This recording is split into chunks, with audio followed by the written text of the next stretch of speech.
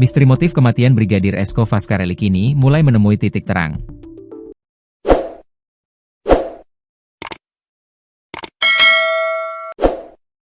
Ternyata Bribtu Rizka Sintiani sempat menelepon pihak BAN. Ia mempertanyakan soal pelunasan hutang jika ada yang meninggal dunia. Brigadir Esko dikabarkan hilang sejak Selasa, 19 Agustus 2025. Ia ditemukan tak bernyawa di belakang rumah, Dusun Nyur Lembang, Desa Jembatan Gantung, Kecamatan Lembar, Lombok Barat pada Minggu, 24 Agustus 2025. Esko ditemukan dengan kondisi wajah hancur, leher terikat tali, dan tubuh yang membengkak.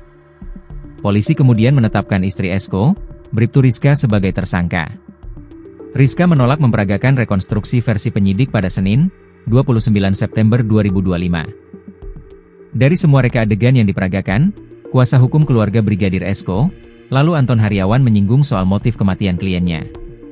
Kalau motif teman-teman penyidik yang dalami, katanya. Sementara kakek Brigadir Esko, Acim mengungkap titik terang untuk menjawab motif kematian Esko. Menurut Acim, 1 minggu sebelum Esko tewas, Rizka sempat menelepon BAN. Kita dapat info dari kuasa hukum, kata Acim. Ia mengungkap, Bribtu Rizka menanyakan soal aturan peminjam uang yang meninggal. 1 minggu sebelum kejadian kita dapat info bahwa Bu Rizka nelepon ke BAN. Suami kita meninggal apa hutang lunas, kata Acim. Ternyata berdasarkan jawaban pihak BAN, jika peminjam uang meninggal maka hutang dianggap lunas. Disitulah jawabannya adalah lunas, katanya.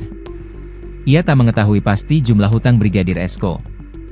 Gak tahu. Kita lihat Rp 390-an juta, katanya. Atas informasi tersebut lah keluarga Brigadir Esko semakin menaruh curiga pada Bribtu Rizka. Ia mencurigai, katanya. Pengacara Bribtu Rizka, lalu Armayadi menjelaskan bahwa kliennya tidak melapor polisi saat suaminya ditemukan tewas. Ketika Esko ditemukan tewas, justru ayah korbanlah yang melapor polisi. Kata lalu, Rizka terlalu syok hingga tak melapor polisi. Setelah pembunuhan kala itu sudah syok seperti yang ditakuti tadi. Untuk melihat saja dia sudah drop, dia selalu berharap mudah-mudahan itu bukan suaminya, katanya. Lalu Armayadi menekankan Bribtu Rizka telah melakukan pencarian Brigadir Esko secara maksimal. Sudah maksimal, mencari suami, katanya. Menurutnya Rizka mencari Esko secara mandiri tanpa lapor polisi. Justru itu karena ini suami istri. Ketika sudah mencari ternyata besok paginya datang pasti akan dipanggil suaminya ini.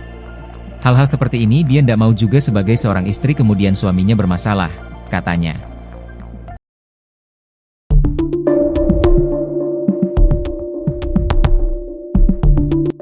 Kasus tewasnya Brigadir Esko Faskareli yang melibatkan istrinya, Bribtu Rizka, hingga kini masih menimbulkan pertanyaan publik.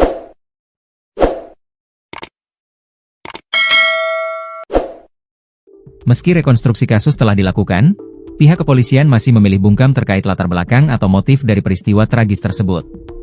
Kasubdit Jatanras Direktorat Reserse Kriminal Umum, Ditreskrimum, Polda NTB, AKBP Catur Erwin Setiawan, saat ditemui di lokasi rekonstruksi di Dusun Nyur Lembang, Desa Jembatan Gantung, Kecamatan Lembar, Lombok Barat, enggan membeberkan motif pembunuhan. Mohon maaf, motif masih kami rahasiakan, ujar AKBP Catur, Senin, 29 September 2025, pasca melaksanakan gelar perkara. Keluarga korban bahkan mengungkapkan kekecewaannya terhadap proses hukum yang dianggap tidak transparan. Ayah almarhum Brigadir Esko, Samsul Herawadi, secara terbuka menyatakan ketidakpuasan atas rekonstruksi yang dilakukan secara tertutup di area rumah korban. Kan katanya terbuka tapi kenapa ditutup-tutupi begini? Kan kami nggak paham.